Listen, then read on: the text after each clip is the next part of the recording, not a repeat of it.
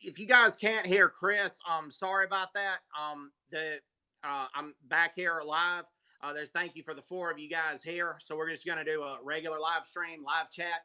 And Chris, if you're still here, you participate in the live chat. I'm just having trouble with my devices. Um, but thank you guys for still being here. Thanks for the five people that are still here. But what I wanted to talk about, and want to get you guys to talk about, with Ramaphosa addressing you guys, I wanted to talk about white poverty in South Africa. It's something that I'm still researching, and I want to hear your comments on this. Um, what do y'all think has caused white poverty in South Africa? I'm now just researching the white squatter camps and a lot of things there. So, what would you guys want to say addresses um, the white poverty in South Africa?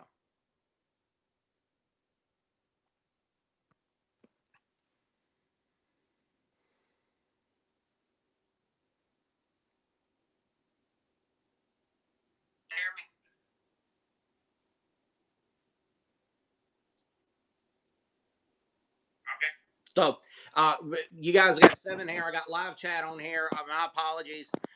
You guys say you can't hear. Hang on one second. See if I can.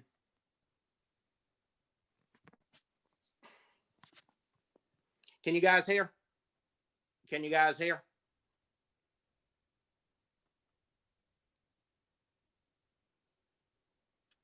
Can you guys hear me? Yes or no? Say yes if you can hear me. Say no if you can't. Can you guys hear me? Yes or no? Okay. All right. You guys can hear me. Okay. Uh, and sorry about that.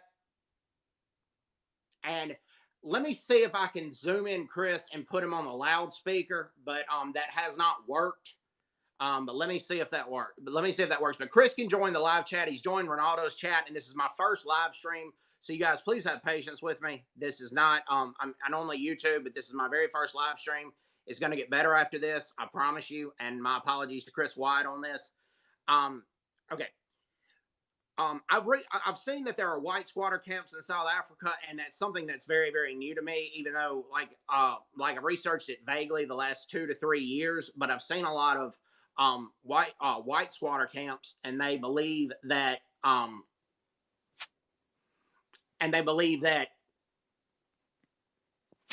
reverse racism or broad based black economic empowerment has caused the white poverty in South Africa, but I don't live in South Africa, so I want to get my viewers' take on it.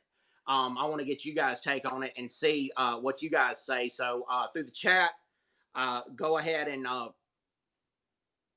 what do you guys think causes white poverty in South Africa? And I'm gonna get the comments up, and we're gonna get a discussion going.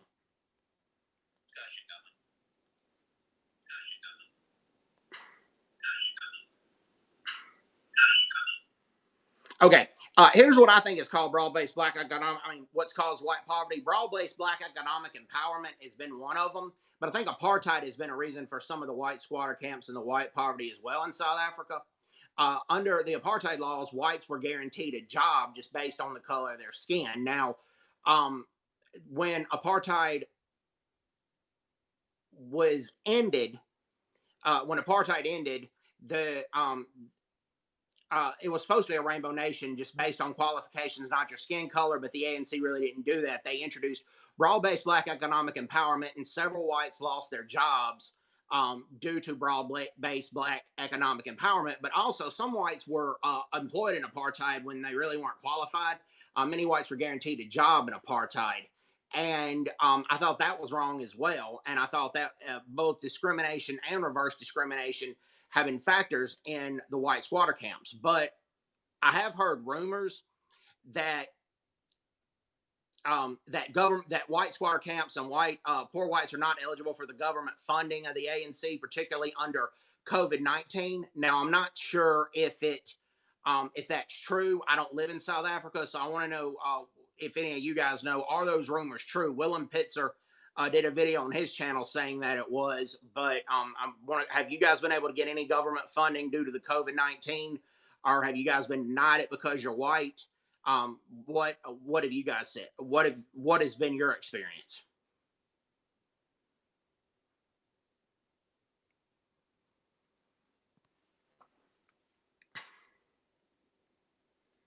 Yeah, one of the guys here, Vuts Rico says that's been true, and thank you, Chris Wyatt, for saying people love to support new streamers, and they also like to see train wrecks. I'll go with interest in new live streamer. And it's another classic case of the oppressed becoming the oppressor. That happened, but what also happened was during the Boer War, the Afrikaners were oppressed by the British. As many of you guys know, they were thrown in concentration camps, and they were killed by the British. And it was how Nazi Germany got a lot of their ideas for concentration camps when they put the Jews in the concentration camps. But after apartheid, but after the Boer War, the oppressed quickly became the oppressors there, and it was just a cycle. And I thought Madiba understood that it broke the cycle, um, that the cycle was broken, because of to try to break the cycle of oppression. But it happened a little bit under Mandela, but it really under Thabo Mbeki, he disbanded the farm commando teams. I believe that's the reason that a lot of farm murders have been increased um, in South Africa. So um, and he disbanded the farm commando teams. And also, Chris and I have talked about Thabo Mbeki also refusing aid from the United States and the UK about AIDS contraceptive drugs. And what those drugs basically did was they prevented HIV positive mothers from giving their baby HIV. But Mbeki refused those drugs free of charge, and several South Africans died of AIDS during that time, particularly infants. Now, there was economic prosperity under Thabo Mbeki, but um, but there was also a lot of reverse racism, and then also AIDS spread rapidly under Thabo Mbeki. And I'm looking at the comments on my mobile device. So what I was what I was saying, yeah, race is becoming an issue to get relief fund, and that's what Willem Pitzer has said, and that's just disgraceful. You guys have had nothing to do with apartheid. You guys did not oppress black people, but you guys are suffering at the hands of the ANC. And this is one reason I chose to do this stream with Cyril Ramaphosa. I know Cyril Ramaphosa is y'all's leader, but a very bad one. And he seems to not care about you all. I thought it was going to change under Ramaphosa, but he seems just as racist and bigoted as Jacob Zuma. When Ramaphosa made that speech on Reconciliation Day, he made a speech about how the Afrikaners were to blame for the oppression of the Zulu under King Dingaan, but many Zulu took issues with that as well, because King Dingaan actually lied to Pete Retief, and Pete Retief actually lied to Pete Retief about a treaty, and then killed Pete Retief and many of his followers. And many Zulus were angry about Ramaphosa's speech there, but Ramaphosa blamed the Afrikaners and blamed apartheid during Reconciliation Day, when Reconciliation Day was supposed to be a day for all South Africans. And okay, Chris White here says, we said, never paying 500,000 born with HIV who should have not been, and that is absolutely true. That is going on. That went on under the Mbeki administration, and it seemed like it didn't get better with Zuma. Zuma had said that taking a shower after you have sex cures AIDS, which is basically, excuse my language, complete and utter bullshit. And Jacob Zuma said that, and the economy collapsed under Jacob Zuma. But with Ramaphosa, the economy has not gotten any better. The economy under Ramaphosa has gotten worse. So to me, he seems just as bad as Zuma. So I don't think Ramaphosa has been any better than Zuma. I'll let you guys hear what in the comments. One guy here says, Zarko says, polygamy destroying our values. I agree. I mean, polygamy was practiced during Bible time, but polygamy should be a thing of the past. And Jacob Zuma having all those multiple wives probably was not a good example. And he also embezzled a lot of money to spend money on those wives. But Lone Wolf ZA says he thinks Ramaphosa is better than Zuma. I'm going to ask you, Lone Wolf, why? Why do you think Ramaphosa is better than Zuma? I still see the SA currency going to junk status. I still see the economy collapsing. I don't see anybody bringing in any investments under Ramaphosa. I really don't. Khalid Darren says yes, Pete Retief was killed.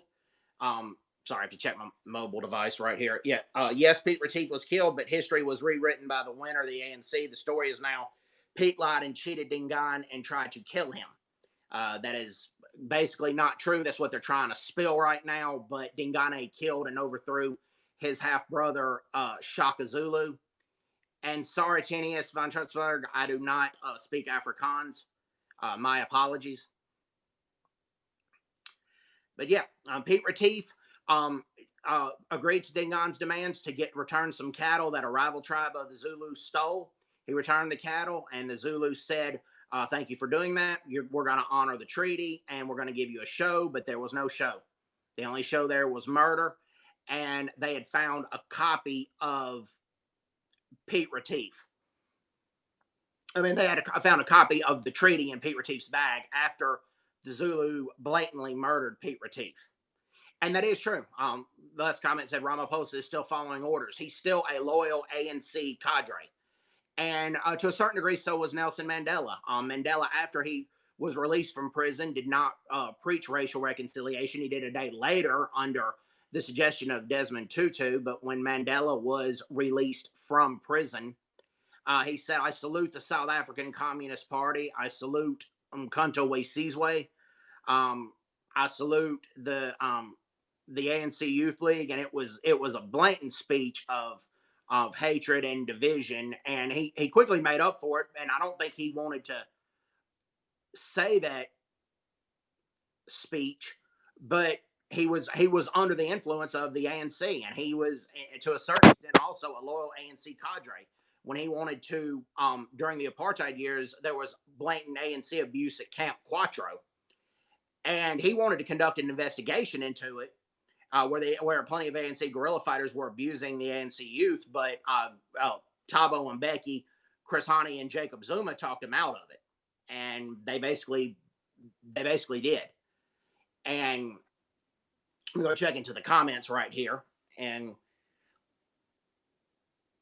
yep. And Lone Wolf Zedde said it's true. Ramaphosa is still following orders from inside ANC inner circles, and that's basically true.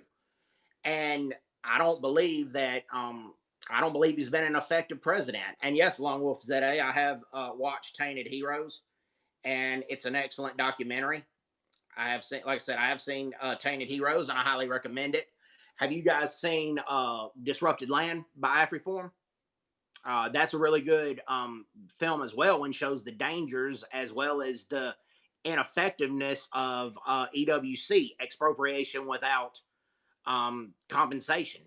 And I highly recommend that you guys check out not just Tainted Heroes, but Disrupted Land. It's on YouTube. You guys can check it out. Just watch it for free, and I believe that it's very informative and shows the history of South Africa and where the Bantu took as much land from the Khoi and the San, if not more so, than the Afrikaners did. Check has Cyril Ramaphosa started speaking yet? Cyril Ramaphosa is typically late, and that's one reason I did choose to do the stream, because I'm not even sure if Ramaphosa will speak. But then also, he's typically late. And yes, John Jarvis, you said earlier this is very professional. I had planned the live stream and checked the live stream, but I don't have my laptop at the moment, and I have a iPad as well as my iPhone. And this is my first live stream. The live streams are going to be better.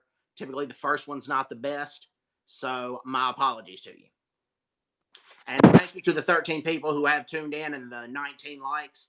And thank you guys for commenting. I know this is not what you guys expected. You expected a full interview with Chris Wyatt. It just kind of didn't work that way, and I apologize to you guys in advance for all that. So, like I said, but thank you guys for still sticking with me. You guys are awesome. And if Chris, you're still here, I'm wearing the Indaba Africa group, wearing your Indaba Africa t-shirt, and I was hoping to show it off more with you as my guest, but it just kind of didn't work out that way. And so my apologies. And yeah, from what I saw, that Afriform was trying to take to court about the discrimination in the COVID-19 aid relief. but that they lost that court battle, that they got killed in court battle with that. Now there's plenty of black poverty in South Africa as well, but they're not being denied government funds. But other than the government is so incompetent that the government in South Africa is the funds are being delayed basically because the South African government is embezzling them, but they're not being denied for the funds. And I watched a video on white poverty in South Africa. And this one, thank you very much, Sloth Puppy. It says, Brett, you're part of the YouTube community. I appreciate it. Thank you very much. Do the best I can. I know I'm not the most tech savvy person and I talk very fast. And, I know I'm not the smoothest cat around, but I always have good points. And my ideas and my political views are usually on par because I do thorough research of the situation. And Zarko says, I ain't standing in any news. Thanks. Thank you very much. And thanks to the 20 people who have liked this stream. You guys are very much appreciated. I want to ask you guys, has Ramaphosa started speaking yet? I'm trying not to interfere with him, but I really don't have a lot of respect for the guy. So it's just kind of, it's kind of hard to plan my schedule around him because he popped this, this speech at the last minute.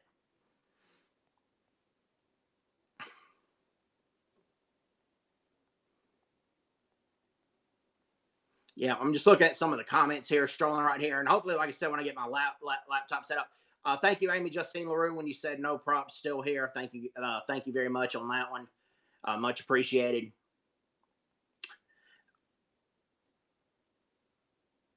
Yeah, and thanks, Ron Raymond. Not here. I ain't here for your Cambridge accent, Brett. Yeah, it says in 2 minutes, Ramaphosa speaks, and I assume most of you guys are going to leave to watch that speech, and that is a-okay with me. It's fine. Ramaphosa's y'all's leader, a very bad one, but his decisions for the lockdown is going to affect what you guys can and cannot do. And he has been heavily regulating the alcohol, but then a lot of ANC and EFF leaders are going out partying right now. But they're not adhering to the lockdown rules, number one. But then number two, we know now worldwide that the evolved COVID-19 came from South Africa, and sometimes viruses just evolve. But the ANC did not help matters by doing this. Number one, Fikile Mbalula, the Minister of Transport, he met with the taxi drivers without a mask in person, not a virtual meeting. Ronaldo did a video on this, and he did a very good video. He met with them, and without a mask, and he gave the taxi industry everything they wanted. He let them have max capacity of passengers as long as the passengers promised to wear a mask. And also the ANC came after surfers they came after surfers on beaches and opposition friendly areas, but in ANC friendly areas, they really didn't enforce the lockdown. And sometimes viruses just evolve. I agree, but the ANC didn't help matters by enforcing the lockdown in some areas and not enforcing it in some areas, and then also not leading by example and going out and partying, having a good time, and not social distancing, not wearing a mask, and it just collapsed. And I see that there's only 7 people on this stream now. 20 guys have liked it. Thank you, Zarko, for saying agree. I agree as well. There's another person that came. 8 people have come, and like I said, again, like I said, I had it planned all out. And Long Wolf ZA says president is late. That's why I decided to continue with the stream, because I had predicted this to be so. And I just get sick and tired of waiting around for Cyril Ramaphosa when he may or may not show up. He's just that inept of a president, in my opinion. Even though I do not live in South Africa. So yeah, he's that inept of a leader, and hopefully the ANC will be voted out in a few years, but I highly doubt that that's going to happen, because the ANC is going to use this COVID crisis to suspend more liberties and suspend democracy, and then I think they'll probably suspend the elections. I hope I'm wrong. I'm not trying to sound pessimistic. I'm not trying to sound bitter or negative, but I'm afraid that that's what's going to happen. All right. Well, okay. But president's late. I'm gonna go for about 10 more minutes, and if you guys have things to do, I understand. But thanks to everybody who has tuned in, and you guys are awesome, and I really appreciate you guys. And it's just like I said, today has just been kind of a cluster with it. And props to all you guys that are still hanging around. And says I got 15 likes and no dislikes, but Vitsarko, my interest in South Africa, I did a stream on, I was the guest on Chris's show a while back. And when I taught English in South Korea, I found out that the South African Air Force served in the Korean War. 34 South Africans lost their lives in the Korean War. 11 of them are buried at the UN Memorial Cemetery in Busan, South Korea. And I taught for the South Korean Air Force, so I thought that was an interesting story. And then on top of that, I had a very racist South African coworker who wasn't even black by South African standards. He was colored, thought he was black, like Eusebius McKaiser. And he just gave me blaming all of Africa's problems on colonialism and on apartheid. And I did my own personal research and found that that just wasn't the case. So I just liked what I studied, and it just carried on from there. And there's a really good book now called Flying Cheetahs in Korea. That was the name of the South African Air Force because many of them served in World War II. And when they went to liberate Ethiopia from Italian rule, they adopted 2 cheetahs, and they got the Korean War happened 5 years later, and they had the nickname the Flying Cheetahs, which I think is a very interesting story. So that's basically what has happened there. Okay. We talked about white poverty earlier. I'm asking because I grew up in an area where there were a lot of poor whites that blamed blacks for their current problems and sometimes didn't save the money that they could, or during deer hunting season, deer hunting was big, or as they would go hunting instead of go to work, and then sometimes blame blacks for their current problems. I'm not saying that goes on in white squatter camps in South Africa. I'm not saying it does or doesn't. I have heard that there's a lot of drinking and fighting that goes on in those squatter camps, but I won't hear from you guys. You guys are there in South Africa day in and day out, and see what you guys have to say about that.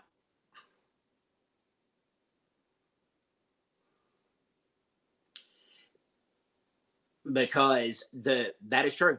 The that white poverty is becoming a problem. In the video that I watched on white poverty, a black British guy, I forget his name, but he went and interviewed the people in the white squatter camp. And he went to try to tell black people in South Africa, or some of them, that there were white squatter camps, but the black people just didn't believe them. I mean, they weren't glad to see the white people suffer, but they just didn't believe them. And he said that he understood apartheid, he understood the injustices, but for black people in South Africa, or the ones he interviewed, to think that white poverty doesn't exist is a problem. And I saw the comments on that video, and there was some black South Africans that said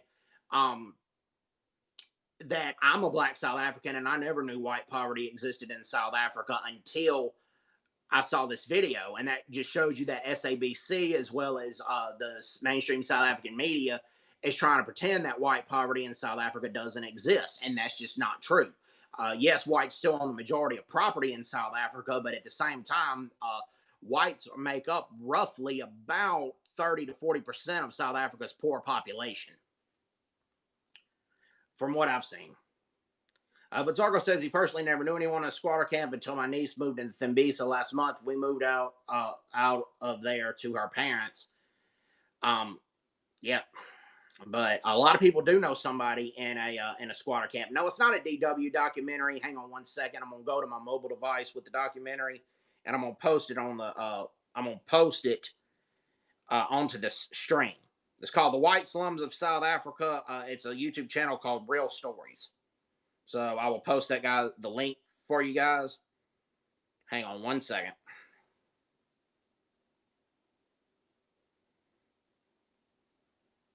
There you guys go. That's the link, the YouTube link of the documentary of white poverty in South Africa. I recommend that you guys check that out. There's only 6 of you guys still here. 20 likes. Thank you guys very much. We're going to go about another 5 or 6 minutes. And thank you, Vitsarko, for hanging around.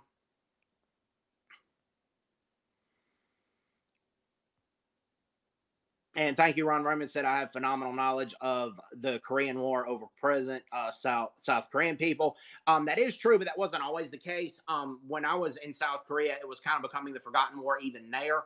But a lot of older South Koreans knew about it a lot more than I did. But unfortunately, with the younger generation, it's just becoming forgotten with time. And I really hate that. And it's something that I wish that I wanted to change when I was there, and I did the best I could. I interviewed with several South Korean newspapers to try to talk about various countries and their involvement in the Korean War. But nowadays, a lot of the younger generation, they're nice people, but they're interested in K-pop and they're interested in Korean movies, like a lot of typical younger generation people are. It's just part of it. So again, thank you guys. Thank you guys for being here. Thanks, Chris, for commenting. Thank you, Footsarko. Thank you, Amy Justine LaRue. Thank you to Ron Raymond one. Thank you, Nigel Sutton. I'm trying to thank everybody on here. So yeah, Footsarko said he remember one time Chris had 10 people in the stream, and look at him now. Yeah, everybody's first live stream is not the smoothest and not the best. Just like when you date, not a lot of times the first date's not the best, but you just put your foot down and you keep on moving forward. That's just part of it.